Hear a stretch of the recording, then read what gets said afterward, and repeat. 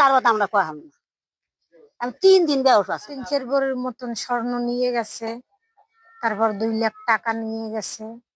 মেলান্দহ উপজেলার বেলতুল বাজার থেকে অটোযোগে জামালপুর প্রাইভেট হাসপাতালে যাওয়ার পথে খাদিজার সঙ্গে দেখা হয় এক অজ্ঞাতনামা প্রতারক মহিলার সাথে।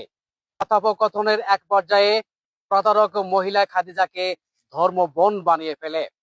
তারপর মোবাইল নাম্বারের আদান প্রদান হয়।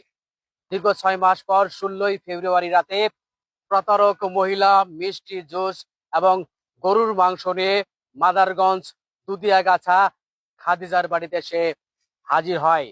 এরপর বাকিটা খাদিজার মুখ থেকেই আপনারা শুনুন। প্রতারক মহিলার সাথে আমার জামালপুর মেডিকেলে পরিচয়। তারপর আমার নাম্বার সংযোগ করিয়ে নিল আমার কাছ থেকে, নিয়ে অনেকদিন কথা বলার কারণে পরে এই যে নিয়ে পরে আমার বাড়িতে আসে। আসছে পরে আমাদের জুসের সাথে কিছু মিক্স করিয়ে পরে আমাদের ঘুম কথাই পরে যে আমাদের সব কিডন্যাপ করে নিয়ে যায়। 3-4 ভরির মতন স্বর্ণ নিয়ে গেছে, তারপর 2 লাখ টাকা নিয়ে গেছে।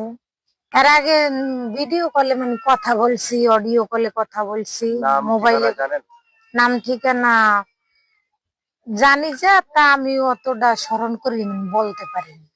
শুনছি এখানে প্রতারক হয়েছে, এটা শুনছি, কিন্তু ওই ওর বাড়ি হইলো আপনার হারজাবাড়ি কুড়িয়ার বাজারে, এখানে কথা বলছে, কিন্তু এরা আসলে কিন্তু ওই শুনে অনেক বুঝে, ঠিকানা ঠিক মতো নেয় নাই আর কি।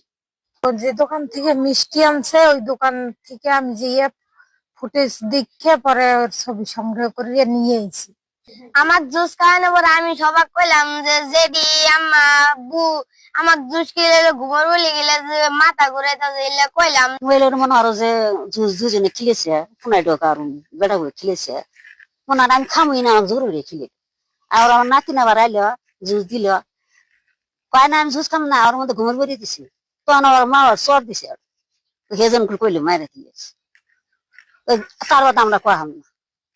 আমি 3 দিন ব্যবসা ছিল।